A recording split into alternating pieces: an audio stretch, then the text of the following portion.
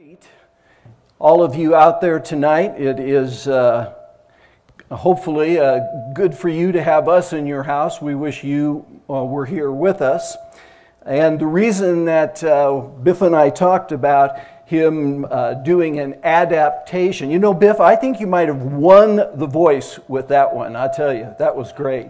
The reason that we talked about doing a little adaptation of Stairway to Heaven is because we've come to a very important transition point in the book of Revelation, where in chapter 4, the very first verse, and we're going to look at that verse a little bit tonight, chapter 4, John hears the same voice that spoke to him to begin with, saying to him, "Come up here."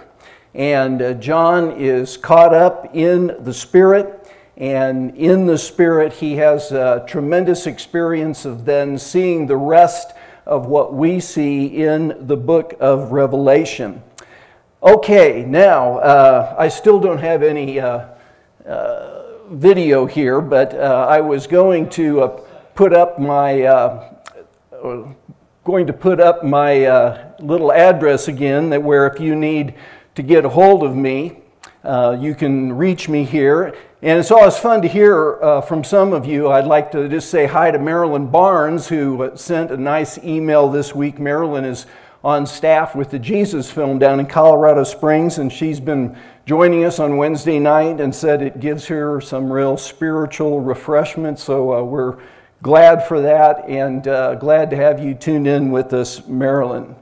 Also, you can write questions, and one of my friends, Cheryl McKee, who has been wanting to ask me questions about Revelation for some period of time, sent me about 10 questions this week. I'm actually going to use 2 of them to kind of get us into the flow of what I'm going to be doing tonight. Here is one of the questions she wrote. Would the timing of the rapture have a different cause and effect if it were pre-trib as opposed to mid-trib?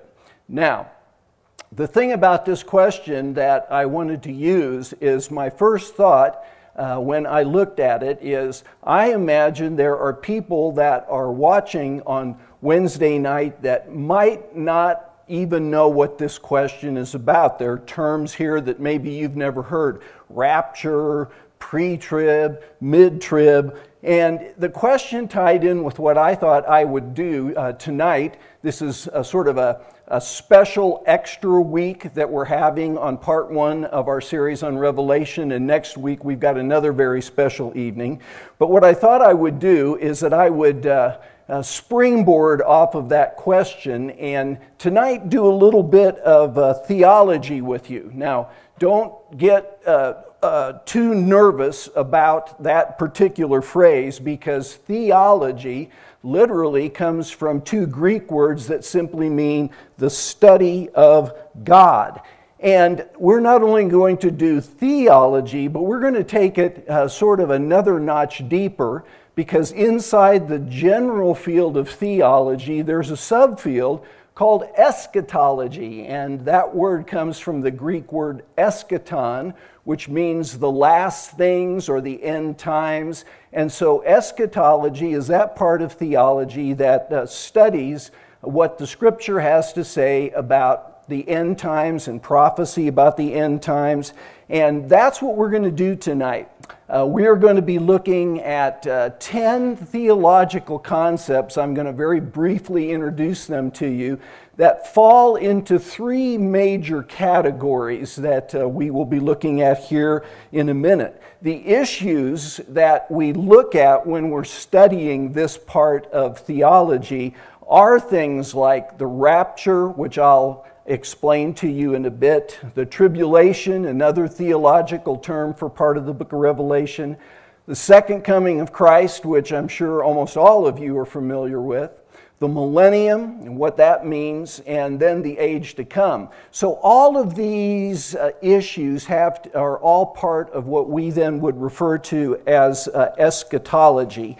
And the three main areas that I want to break down these concepts in all have to do with understanding some major part of the end times and how Revelation fits into the bigger theology of the Bible. And the first area then that we're going to look at, let me tie it back into a couple of scripture texts for us.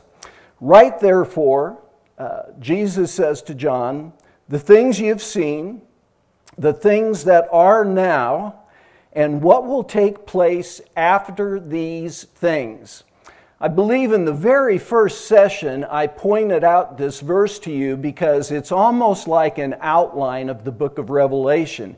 John responds to this command by Jesus. First of all, he writes what he has seen, which is the vision of the exalted Christ there in chapter 1. Then in chapters 2 and 3, he writes about things that are now in the first century, these letters to the 7 first century churches. And then when you get to chapter 4, what you see is he begins talking about the things that will take place after these things. Notice I threw in here just a phrase out of the Greek, that little phrase at the end of verse 19 where it says the things that will take place after these things. After these things is the little phrase metatauta. And then when you get over to the 4th chapter, right away, John says, after this, or after these things, he uses that same little phrase, I looked, and there before me was a door standing open in heaven, and the voice I had first heard speaking to me like a trumpet said, come up here, and I will show you what must take place after these things. And again, the little phrase metatauta. So the verse begins and ends with that. And it takes us into this third division of the book of Revelation. And I was going to begin by saying that's the futuristic part of the book of Revelation. And then I thought, given what we're going to look at a little bit tonight, you could almost ask the question, or is it? Because there's some very different ideas about what the rest of the book of Revelation looks like, and it'll be helpful to you in understanding as we move through by looking at some of these theological concepts tonight. So, the first thing that we want to do here, the first kind of area that we want to look at, is the area of understanding what are the main interpretive views I'm having problems again, I'm sorry, Biff. The main interpretive, there we go, understanding the main interpretive views of the book of Revelation. This is quite interesting because most of us have probably only been exposed to one of those views, but there are 4 primary approaches to understanding the book of Revelation, and I want to explain those a bit, and then we'll come to some kind of a little conclusion. So, the first of those is, and here you can see the 4 views, and I'm going to take you first to the very first one, which would be the next slide up there, Baker, and that view is called the preterist view. And the preterist view the preterist view comes from a Latin word, praeter, which means past.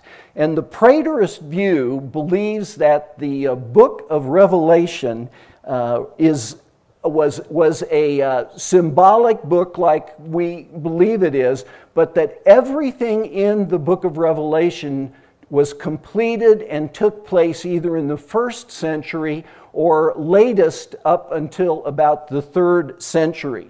And that really what the main or primary message of the book is to those that hold to this particular position is that the destruction of Jerusalem was really what the book was all about, and that actually some that hold to this view would even say that when Christ talks about his coming in some of the prophetic passages, he's not talking specifically about the second coming, but he is talking about something that would happen in the lifetime of his audience and his readers, when he would say, this generation will not pass away till you see these things. And those that hold to a preterist view would say that what that coming was the destruction of Jerusalem. Now, those that hold to this view, by the way, believe that the book was written much earlier than what the general consensus is that we're approaching it from. We're looking at the possibility that John wrote this book somewhere around 95 to 97 AD.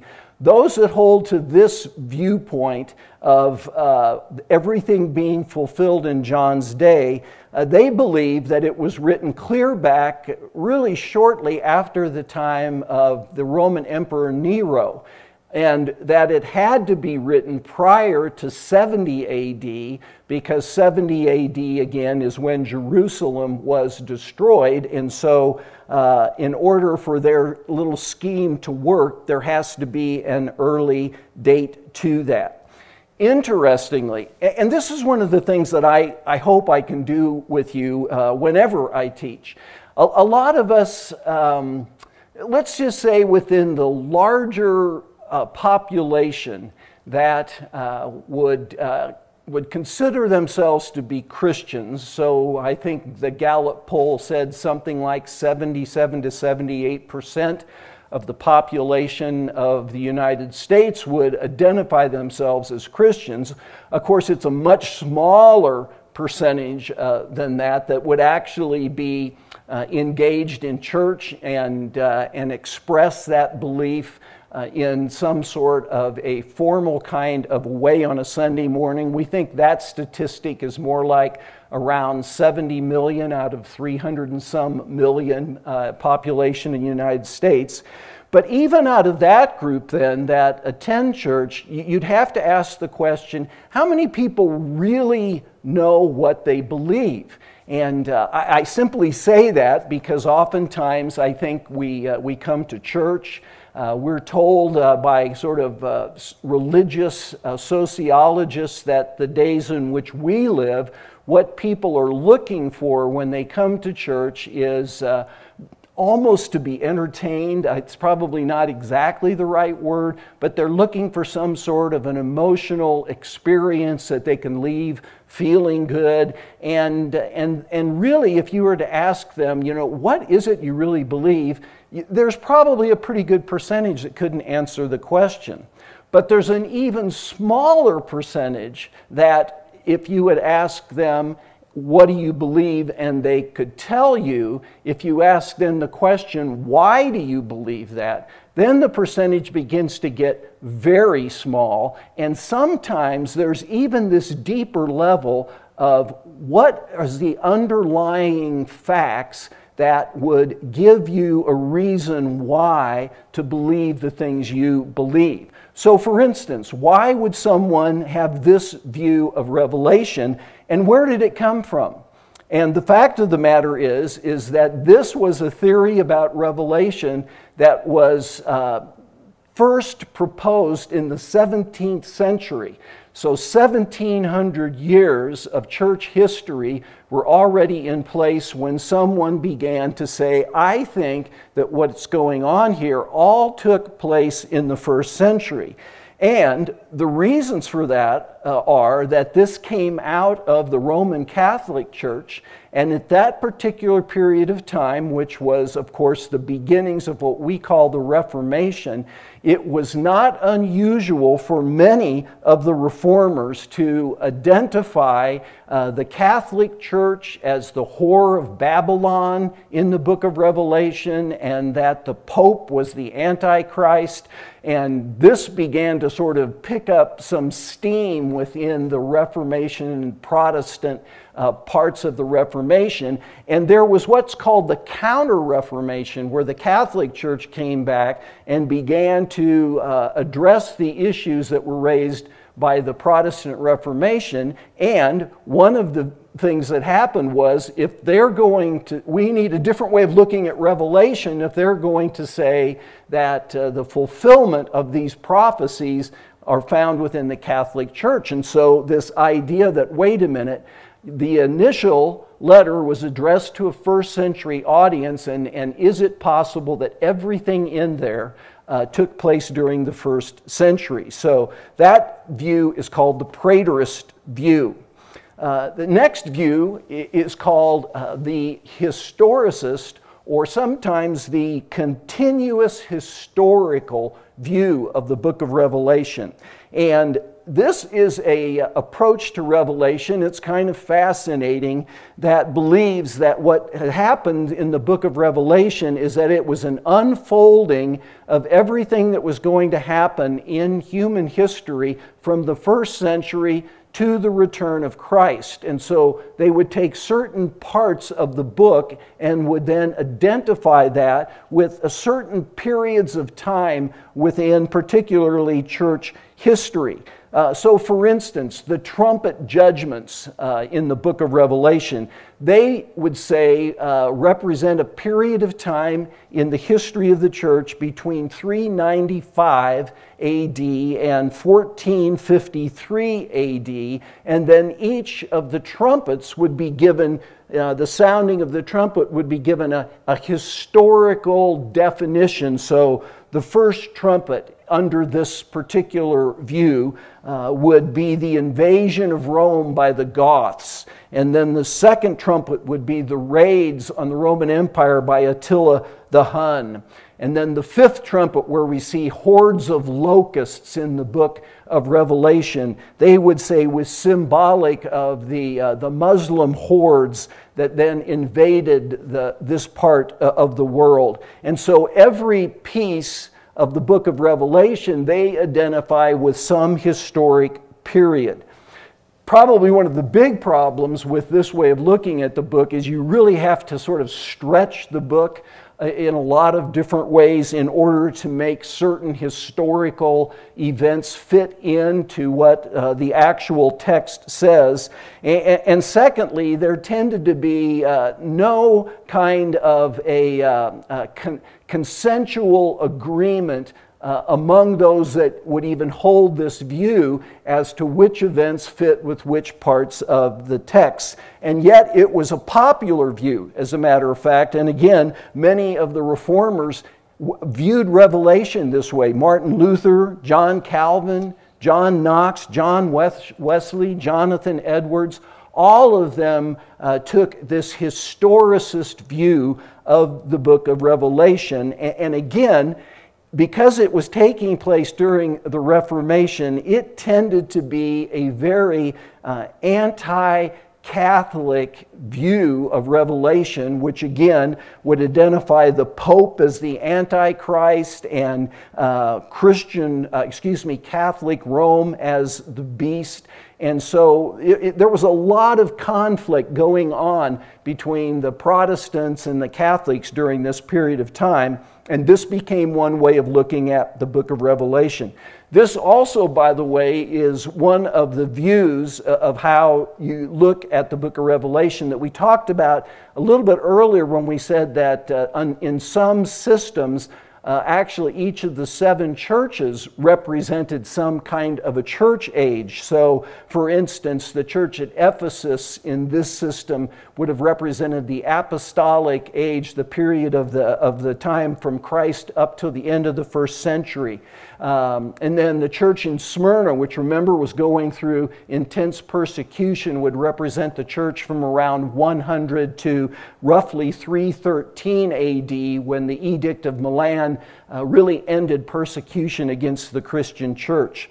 Pergamum if you'll remember, was a church that was drifting into some compromise. And they would identify that church with the period of time from roughly Constantine and the Edict of Milan up through around 500 AD, where the theology of the church began to get very enmeshed with the civil government. So again, what the historicist would be doing would be looking at all of these things and saying, well, what was it that took place? All the way up to, I do believe that they still believe futuristic, that the future dimension, even in this view, would be the actual second coming of Christ and the age to come. Third viewpoint is what is sometimes called the symbolic or the idealist viewpoint. And this is an approach to the book of Revelation where those that hold it believe that it is symbolic of the struggle throughout the ages of good and evil and the ultimate triumph of God, but that there is no connection or relationship to any actual physical, historical events at all. So whereas, as we're going to look in a minute at the futurist perspective, where we see things happening in the world and we're kind of saying, gee, is that a fulfillment of biblical prophecy, so that the text actually has, some historic reality to it. This particular viewpoint says, no, that's not what Revelation is about. It is simply a symbolic text about this struggle between good and evil, God and the devil, and it's written to encourage believers to remain faithful, because ultimately God wins the battle. This is fascinating in terms of where did this particular viewpoint come from, because it really roughly emerged in the 4th century AD. And there's a good reason why it emerged in the 4th century AD, and it's this. Up until 313 AD and the early church in the apostolic era, who was the enemy? Who was the bad guy in the book of Revelation? Who was the beast? And really, there's very little question that, at least at the time that John wrote Revelation, that the beast was the Roman Empire. It was Rome itself, and that the Roman emperor was probably identified as Antichrist. And so you have this scenario being played out. The church is under persecution. Who's the enemy? The Roman Empire. Who's the really bad guy? The Roman emperor. And then what happens in 313? Constantine makes Christianity the official religion of the empire. It actually didn't become official till a little later, but he's the one that said no more persecution of Christians, and Constantine, in a sense, almost became the head of the church. One of the very first church councils, the council of, after Constantine, the Council of Nicaea, where our Nicene Creed came from, Constantine actually was the head of that particular church council. So suddenly you've got to figure out, well, Revelation can't mean that Rome is the beast, and certainly the emperor is not the Antichrist. And the result was that this way of looking at Revelation, as it's not really connected to historic events, it is simply the struggle between good and evil, and they began to interpret the book that way. Augustine was very influential in proposing this approach to the book of Revelation, and in many ways, for some 800 years, this was the official view of how Revelation was looked at. So that's the third view. And then finally, the fourth view is what's called the futurist view of Revelation. And in this viewpoint, from chapter 4 through the end of the book is viewed as presenting future events yet to come, and that the text is prophetic of what those events are going to be. My hunch is that probably for most of us, unless perhaps you grew up within the Roman Catholic Church or some other tradition, but I think probably most of us, this is the way we've always been taught Revelation, or this is the way we've always viewed it, that this is a book about the future, and that there's going to be precise historic fulfillment of what is contained within the text of the book. We know, by the way, that it appears that the very early church, the apostolic church and into the early centuries, we think perhaps this was the way that they looked at the book, because they definitely were looking for future events to come. They believed that there was going to be 1,000 years where Jesus would reign from Jerusalem during what we're going to look at a little later called the millennium. So early there were those that held this view, but then again, from the time of Augustine, when all of that flipped, the futurist view kind of went out of popularity until the 19th century. So think about this. Almost all of us, again, probably look at Revelation this way, through this lens, and yet it really is a relatively new approach in many ways, and again, coming out of some theological systems that began to arise during the 19th century, but over time it became the most popular way of looking at Revelation, particularly among what we would call evangelicals, and there's reasons for that. Many of what you might call Christian celebrities that were on radio and television tended to come out of theological systems that viewed Revelation as futuristic. And again, for some of us, I imagine, that are in the age bracket that I'm in, you know, the very first exposure that many of us had even to the book of Revelation was through a book called Late Great Planet Earth, written by Hal Lindsey. And that book viewed Revelation as futuristic and tried to say what's coming in the years that lie ahead of us that will fulfill these prophecies up until the time of Christ. I think what we'll see as we move through Revelation, and part of what I'll try to do for you is, rather than sort of dictate a party line to you, which is not uncommon. As a matter of fact, there are some folks that are so convinced about one position or another that if you don't believe what they believe about these things, you know, they might say, we don't even know if you're a believer, and we're not going to have fellowship with you. And there's been a lot of fights around this issue, which is unfortunate, because at best there's a lot of speculation that goes on in trying to understand the book of Revelation. But I think what we'll see is that really there's a little sense in which all of them have some truth to it. Our approach, my approach, unapologetically, is that I'm going to be taking you through the book from a futurist perspective. We're going to look at it as if what's contained from chapter 4 forward are future events, many of which, you know, we believe might happen in our own lifetime, leading up to the second coming of Christ. So this is the first area of understanding, and these are the first 4 theological concepts that I wanted to at least expose you to tonight. So understanding the different views of how Revelation is interpreted. The second area of understanding that I want to look at with you tonight is our understanding about the millennium. Now, if you aren't even familiar with the term, let me just say this. In the 20th chapter of the book of Revelation, we read this text. And this is that Christ has returned in chapter 19. The great white throne judgment is going to take place in chapter 20. And John says this: I saw thrones on which were seated those who had been given authority to judge, and they came to life and reigned with Christ 1,000 years.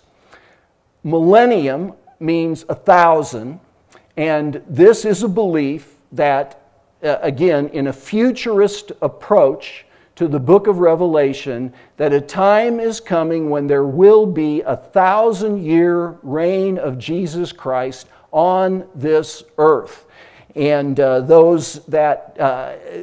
yet there are different ideas about exactly what that looks like within mainstream Christianity also. And I'm going to just talk with you real briefly about 3 approaches to the millennium. The first is what's called premillennialism, and you can see it here in the top diagram. And premillennialism, it's pretty easy to understand once you know that the millennium is this 1,000 years. If a person is a premillennialist, it means they believe that Jesus Christ will return and that his return would then trigger the beginning of this 1,000-year reign, ultimately leading up to final judgment and a new heavens and a new earth. It really treats chapters 19 through 22 chronologically. It believes that these are 1,000 literal years. And again, in reading some of the early church fathers, I really believe that this was probably the primary position, because again, you'll read about them writing about Jesus reigning for 1,000 years from Jerusalem. And so the early church had at least some of its leaders that would have been maybe the predominant number of leaders that would have been premillennial. By the way, you might be able to guess that this does tend to then get tied into a futurist view of the book of Revelation. And again, I think that perhaps the majority of Christian believers have never really heard another approach to the millennium than this approach. This tends to be, I would say, the predominant way that most evangelical believers think about the millennium, again, probably without knowing why, other than the fact that this is what they have been taught. Many of the early church fathers, again, Origen was a premillennialist, Tertullian, Irenaeus, Justin Martyr, some of the real major figures in early Christianity believed there would be this literal 1,000-year reign of Christ on earth, initiated or inaugurated by the return of Jesus himself.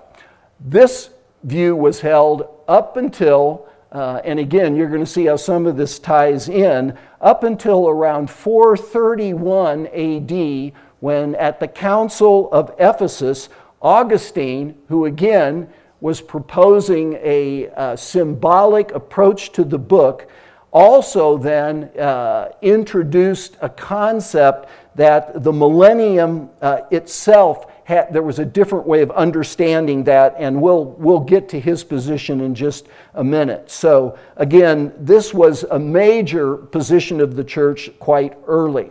A second millennial view is called post-millennialism. And again, it's easy to understand, and it's simply this. This view believes there will be a millennium, although oftentimes they don't believe in a literal 1,000 years, but that the number 1,000 simply talks about some very lengthy and extensive period of time. And post-millennialists believe that the millennium will take place because the church, and this was a very optimistic view of history, that the church would be successful in its mission to evangelize the world and to change the world, and that having gone through this period, this millennium period, successfully accomplishing its mission at the end of that 1,000 years, then Christ will come at the second coming. So he comes after the millennium, and therefore it's known as post-millennialism. This was a view, by the way, that first began to be proposed in a period of time when things seemed to be very positive in the world.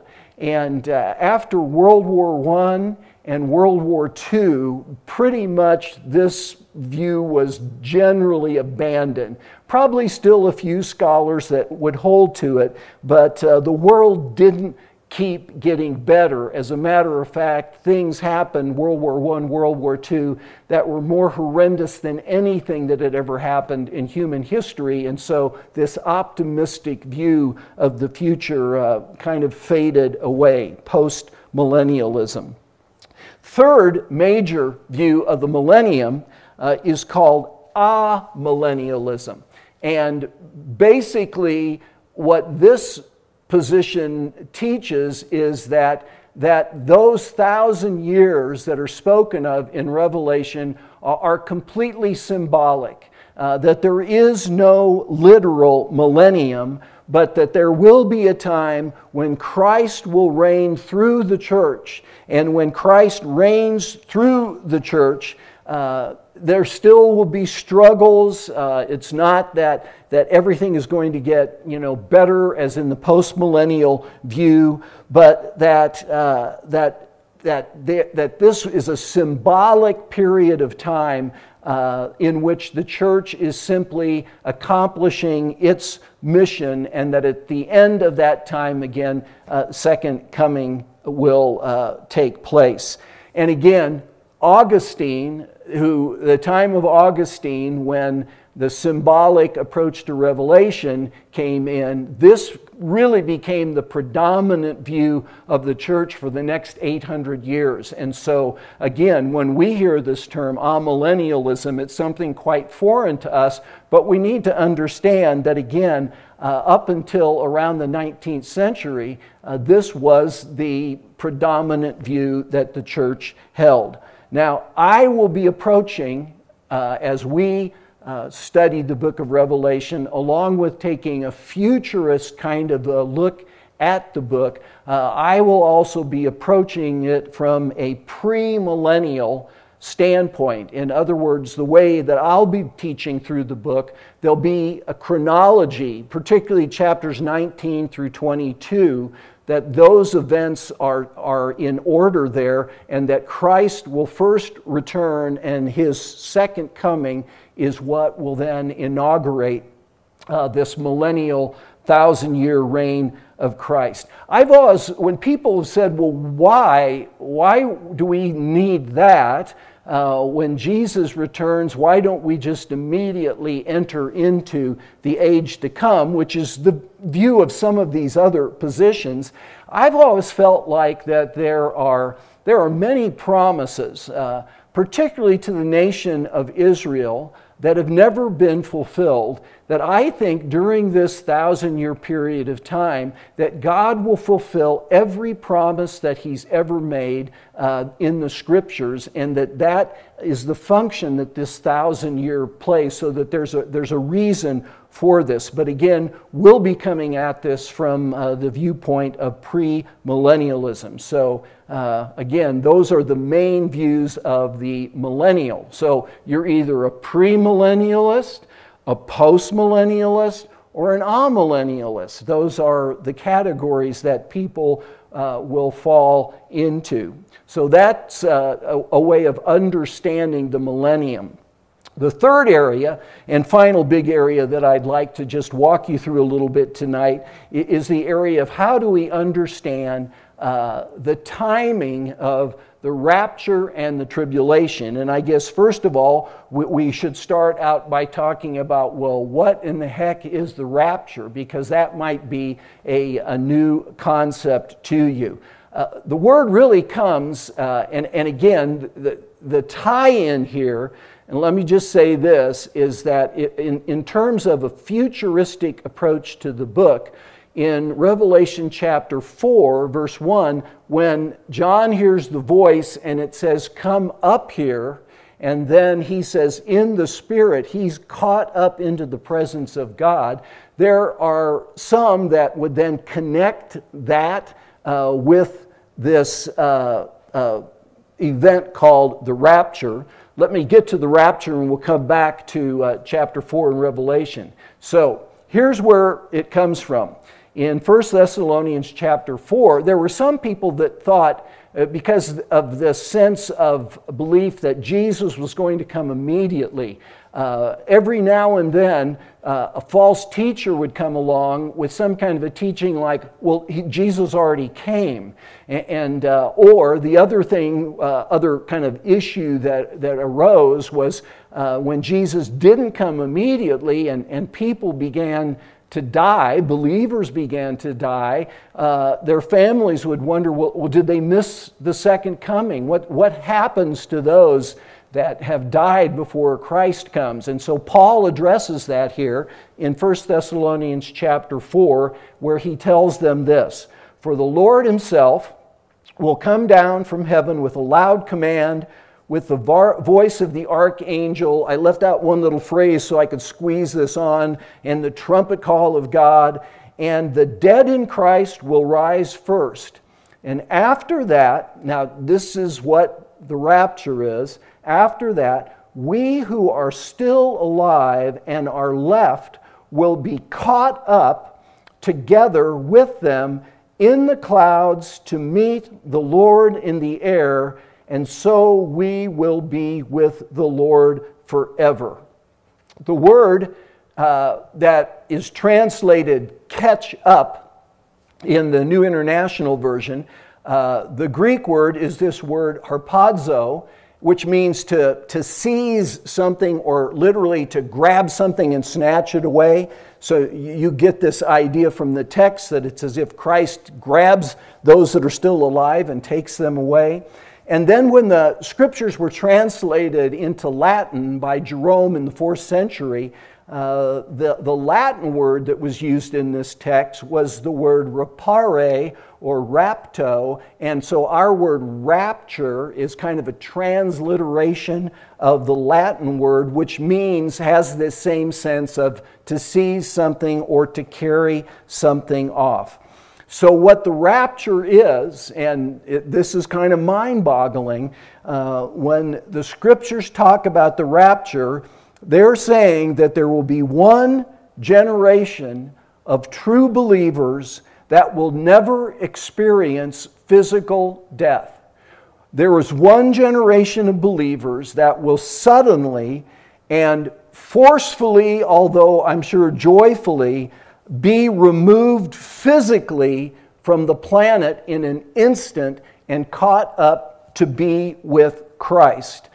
There are other places, not just in Thessalonians, that have this kind of a reference. So, for instance, in 1 Corinthians chapter 15, now I might have some of these texts. There we go. Paul writes this: "Listen, I tell you a mystery. We will not all sleep." That's the word that he's using for death, okay? In other words, we're not all going to die, but we will all be changed in a flash, in the twinkling of an eye, at the last trumpet. For the trumpet will sound, the dead will be raised imperishable, and we will be changed. In other words, when we're caught up to be with Christ, we will have the same experience as someone that's being risen from the dead. Our physical body can't be raptured as it is, and so we're going to be changed in the twinkling of an eye and caught up to be with Christ. Same thing what Jesus was referring to, we think, back in Matthew chapter 24. Matthew chapter 24 is a big prophetic passage. We'll be looking at a lot of it next week, by the way, because I'm going to show you the current world situation and how it fits into the prophetic picture of the Bible, which then Revelation is sort of nested in. But in that chapter, Jesus makes this statement: "That's how it will be at the coming of the Son of Man. 2 men will be in the field. One will be taken, the other left. 2 women will be grinding with a hand mill. One will be taken, the other will be left. And again, will be caught immediately into the presence of Christ with an eternal resurrected body, without ever experiencing physical death if we happen to be a part of that generation that sees this take place. A lot like Enoch and Elijah in the Old Testament, both of whom we're told never really experienced physical death, but were literally caught up to be in the presence of God.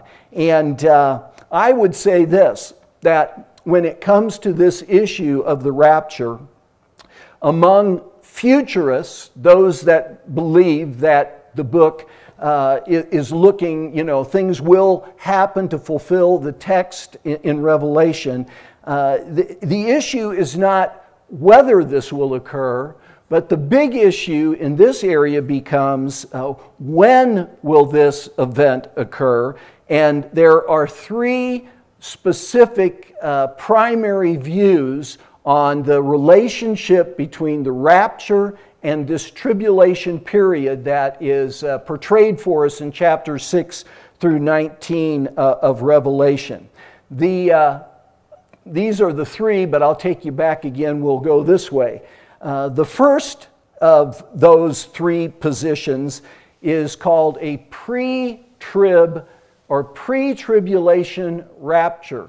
And again, this is pretty easy to understand in some way, just like pre-millennial meant Christ came and then the millennium took place. So a pre-tribulation view of the timing of the rapture believes that one generation of believers will be taken out of the world before the tribulation begins, so that believers will not go through this period of time.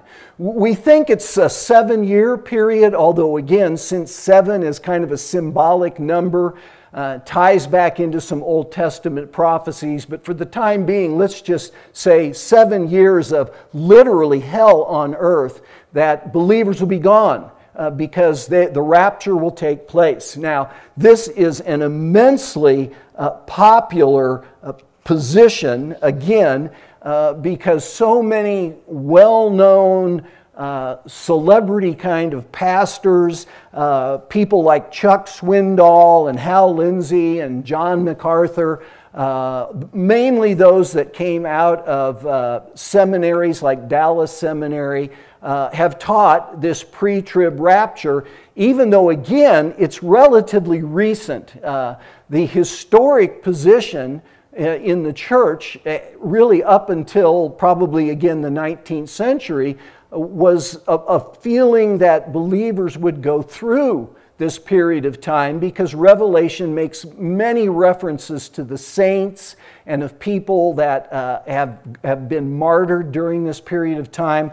So it's quite popular in many ways. And again, in the book of Revelation, if you are a believer in a pre-trib rapture, then that verse in chapter 4, when John hears those words, "Come up here," and he's caught up into heaven, many will then say, well, that is a symbol not just of John being caught up, but of the entire church being caught up prior to the beginning of the tribulation. So it is a very popular position. I was taught this position, I didn't know there was another position. And I think that's true, again, of many believers. Again, since I was sort of weaned on late great planet Earth, I even remember, and when we get a little further down here, you'll see what the post-trib position looks like.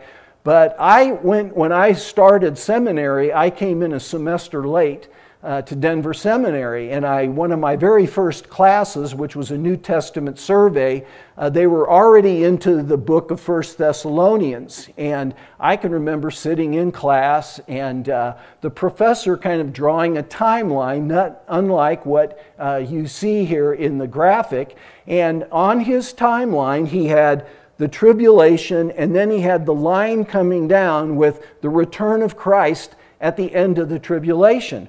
Well, I was convinced he'd made a mistake. And so again, my first day of seminary, and of course, being as foolish as I was, of course, I raised my hand. Everybody else in the class had already been in seminary since September and had been exposed to these views and knew what was drawn there on the board. And so I asked the professor, isn't that line in the wrong place? And of course, the class went silent, and I got my lunch handed to me, and I suddenly realized I don't know quite as much as I think I know. So this is one very popular view, but understand it's not the only view. Really popularized by the Scofield Reference Bible, which its notes were pre-trib, and that was very popular. Dallas Theological Seminary, again, tended to have this as part of their doctrine, and again, some sort of celebrity Christians that held to it. Okay, well, but there's more. There's a couple of different ideas. This is another question. It'll lead us into the second view on the rapture and the tribulation. This is, again, from Miss McGee, and she asks this question. Considering how bad the tribulation will be, what would be the point in adding the rapture in the middle of it? Well, there is a theological position in terms of how the timing takes place on this. That is called mid-tribulation rapture. And mid-tribulation rapture believes that there is this period of difficulty and distress and tribulation coming, and again in Revelation identified as a 7-year period. But there are those that believe that there's a difference between the first 3.5 years and the second 3.5 years. And they would call the first 3.5 years simply the tribulation, but then the second 3.5 years, where there's a huge intensification of what takes place in Revelation, they would identify that as the Great Tribulation. And so this is a theory that says, well, believers, Christians, will be here through those first 3.5 years, but prior to the beginning of the Great Tribulation, where the wrath of God is poured out, the church will be taken out of the world then.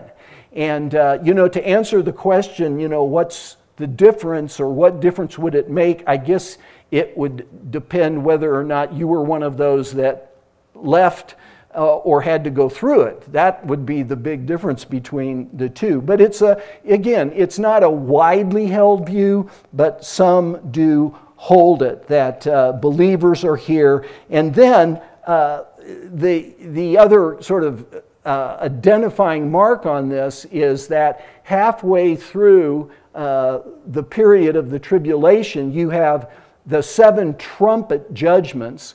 And the 7th trumpet, when it sounds, that then gets correlated with the trumpet of 1 Thessalonians, and it gets identified also with that trumpet of 1 Corinthians 15. So the trumpet will sound, and the dead in Christ will be raised. So that again ties in with that approach to the book of Revelation. And relatively recent view, and the pre-trib position has some problems, and this was simply a theology that was developed to try and deal with some of those. And but if you think that's mid-trib. Well, finally, the third tribulation position is what's called post-tribulation rapture.